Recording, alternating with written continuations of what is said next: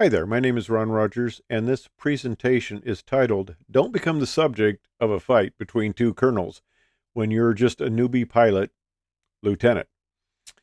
This story is rather difficult for me to relate because it's rather painful. And it was an unfortunate incident that occurred, and I didn't even realize the damage that had been done until it was too late. Now, I was an instructor, T-37 instructor in the Air Training Command out at Vance Air Force Base, and I was coming towards the near the end of my assignment, and I was thinking about, well, my next assignment. Unfortunately, at the time, for plowback instructors, and if you went to be an instructor right after you graduated from pilot training, you were a plowback. The assignments for plowback instructors were not eye-watering. People were getting assigned to commissary officers, missile silos, non-flying jobs, and I wanted to stay flying. And I happened to hear about a guy from our squadron named Mike who had lucked into a chase position out at Edwards Air Force Base. And I was interested in flight test, and this sounded cool, and I wanted to investigate. Well, I got a hold of Mike, and a lot of phone calls. I made a visit out to Edwards. They liked me because the way you got this position was it was a by name request.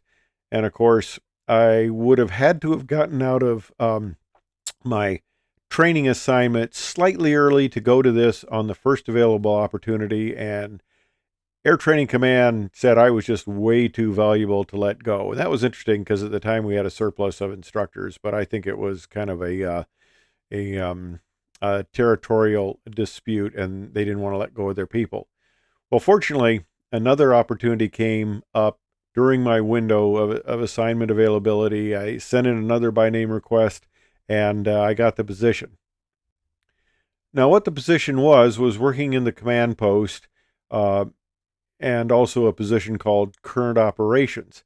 And what you did in current operations is you kept the range facilities, the flight chase, aircraft, the all the various aspects of the base kind of running on a minute-to-minute basis. It was a really cool job, and I was going out there as a first lieutenant. The two previous people who had had the job were both majors, and the one had been fired before I got out there. The second one had been fired, and of course I had the arrogance of youth, not thinking that I was going to get fired. And fortunately, I didn't get fired from the position. I went on to be senior flight examiner in Stanivel. But in the process of coming out there, they said, "Hey, we need somebody to teach the instrument school."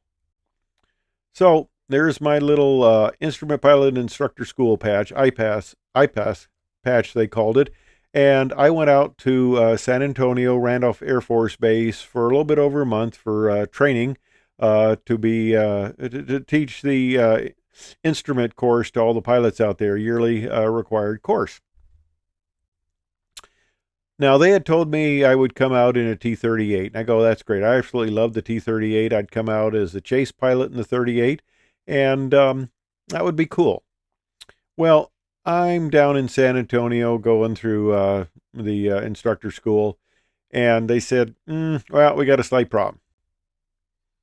Can't put you in a T-38, but we can put you in a A-37. Well, it's not a T-37 at least, but it's kind of a cool aircraft. Now, this is at the one of the air shows actually out at Edwards, and the woman in the white coat is holding up my now 50-year-old son named Mark, looking into the cockpit there, and my daughter there is down in the stroller. Well, I'm still out there in San Antonio going through school, and they say, well, we got a problem. We can't put you in A-37.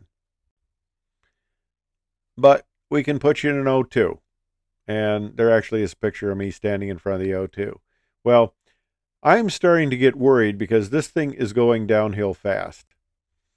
And I start to get worried that, and actually tell my boss, I said, if I don't get out there soon, they're going to put me in one of these static displays mounted on a pole, and that's the best I can do.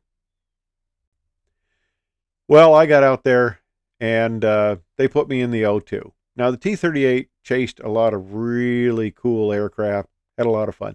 A-37, not quite so much, but that's not bad. O2 Well, about the only thing we did was carry drunken colonels to and from parties and go get parts. It was supposed to be able to chase the YC-14 and 15, the prototypes for the C-17 that were under development at the time, but I never got to do that. So I'm in the command post one evening, and we got an aircraft from another base, from another command. It was actually a C-5 that wants to divert into our airfield, wants us to foam the runway, and I actually ended up foaming the runway twice. This ordeal went on for many hours, and the wing commander came in to kind of supervise, because these are kind of the high-level situations that can get you fired from this position, and got the two previous guys fired because he didn't like how they handled the situation. Well, the C5 really couldn't make up its mind. This went on for many hours. Finally, they decided just to take it back to Altus, and we'd gone through this whole drill. So we're kind of done with this thing. The wing commander starts chatting with me, and he says, "So what aircraft are you flying, Ron?" And I said, "Well, sir, I'm flying the O2." And he looks at me and says, "You want to fly the O2?" And I go, "Well, no, sir. I was promised a T-38." Now, the wing commander, this was a new wing commander. The previous wing commander, Colonel Sanders, who had kind of arranged all these deals, had moved on to another position, and this was a new wing commander, and wasn't really aware of, the promises as such that had been made. And there was kind of a battle now, because he was the new wing commander.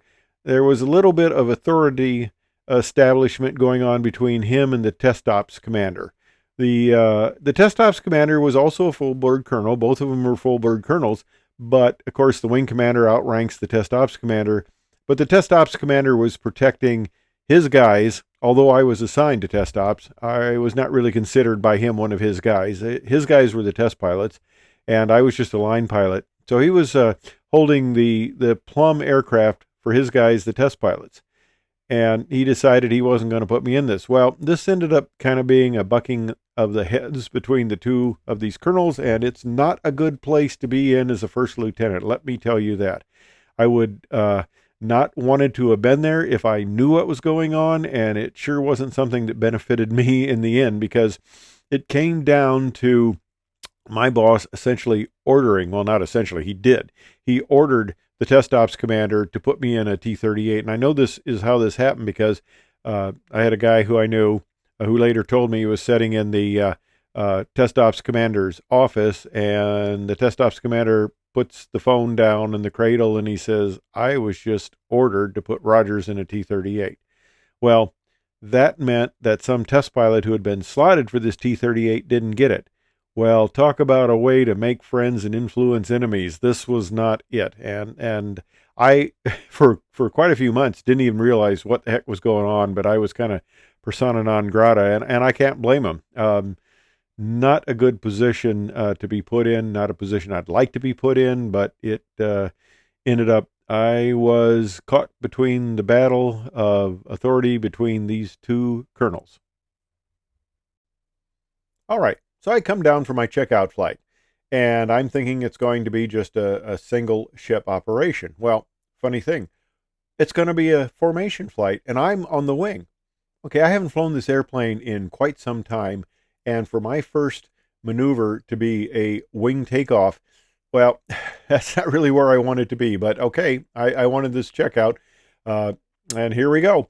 So I'm in there, and like a good ATC weenie, I'm in the front seat there going through my pre-engine start checklist. I am literally on item number 2 when lead says, "I'm ready to start." And I go, "What?" And the backseater says, "We do shiny switch here. Turn on what you need to turn on and get ready to start. We're going to start." So instead of doing checklist, it's okay. This goes on. I do this. I set this up, and away we go. So about 30 seconds later, yeah, I'm already late. I'm ready to start. So we start. We taxi out. We do the wing takeoff, and we do a bunch of formation stuff. And I come back and we land, and okay, it seemed to be okay. And I'm set up for my next flight. My next flight is with Dick Scobie, the Challenger commander. Dick's is a really cool guy, and we went up. We had a nice flight, just a single ship, and we did a bunch of acro and patterns and some instrument work and that. And then he set me up for the check ride, and I took the check ride with Captain Adams, who was the T-38 senior flight examiner in Stanivel, and the guy that I end up later replacing when he went off to the airlines. I ended up replacing him in Stanival, but that's a way down the road. But anyway, I found out later. Major Pete came up to me a bit later and said that I was told by the test ops commander to fail you on the checkout. And I go, really? And he goes, yeah, but you did a good job. I went into him and I said, I can't bust him. He in spite of what we put him through, which even Pete admitted was quite a ringer, he said he did okay. So I can't bust the guy. But I ended up going to the T-38. Okay, I'm flying the T-38, having a fun time. I get my chase checkout, so I get to fly chase. And I've done a few presentations on chase experiences and things like that, and talking about various chase missions. Those are some of my other presentations in my whole channel here. But I got to fly chase, and that was a fun time. And the head of Wing Stanival decided he would like to have me come and work for him. Now, this was another interesting thing, too. I ended up pissing off a lot of people, let's put it that way, because my boss had been telling me for 6 months that he was going to go to Wing Stanival and be the T-38 senior flight examiner. And, I really didn't care. I was happy in my job at the command post. It was fun. It was exciting. I really enjoyed it. But we had one of these dissimilar aircraft type of operations where you took somebody who was not checked out in your airplane, like a T-38, and you went up on a flight together. And I went up with Colonel Pruitt, who was the F4 senior flight examiner, and he was in charge of Wing Stanival, and we went up and flew, and we had a good time. He says, you can't do this in an F4, and I went and I ran vertical of zero airspeed, went vertical, ran zero airspeed in the T-38, cross control it, and says, you can't do this in F4 without departing controlled flight. So we had a fun time, came back, shot some patterns and that, and we're checking back in at test ops, signing in, and he turns to me and says, how would you like to become the T-38 senior flight examiner? And of course, this goes along with all my great politics and capabilities and stuff like that. And I looked at him and said, well, sir, my boss has been saying for the last 6 months he's going to come to Stanival and be the T-38 senior flight examiner. Colonel Pruitt kind of shakes his head, looks at me and says, how would you like to come to Stanival and be the T-38 senior flight examiner? And I said, well, sir, it would be great. I would love it. And it would be an honor. And he says, okay. And he turns and walks away. And I'm standing there thinking, what just happened? Oh, by the way, the posterior of the horse there, two things. You can't quite read it, but it's my time in Stanival. I ended up leaving Stanival, leaving the Air Force. But it was my time in Stanival, and it was Captain Who, because I was always gone trying to finagle a chase flight. But it was the south end of a north proceeding horse. And basically it was, if you did this job, you had to be one of these. Well, I enjoyed being a chase pilot out at Edwards. I enjoyed Stanival. I gave check rides to test pilots and astronauts, and it was usually pretty easy duty, and I enjoyed it a lot. And I was looking to get my next assignment, and because I was getting a double master's in aero and electrical engineering, they wanted to put me in charge of the F-16 flight control section out there. And I go, that's great. I'd love to fly the F-16. And they said, nope, you're not going to fly the F-16. This is a ground job. And I go, oh no, that would really screw over my plans. What I wanted to do with my career. I would end up becoming a training command weenie for the rest of my career, and that wasn't where I wanted to go. All my friends are getting airline jobs, so I said to my wife, I said, would you mind if I get out of the Air Force? And here I am, I brought her out to the Mojave Desert with rattlesnakes and scorpions and everything, and she had been a trooper. She never complained, but when I said, would you mind if I got out of the Air Force? She said, not at all. So I got out of the Air Force, and hired by the airlines, and then spent the next 36 years with them and had a great time. Anyway, that's my story out at Edwards and getting kind of put in a position that was not a really good position to be in. And I wasn't great at politics, and that's pretty obvious, but it still ended up that I had a lot of fun, and got to do a lot of neat things. Thanks for watching.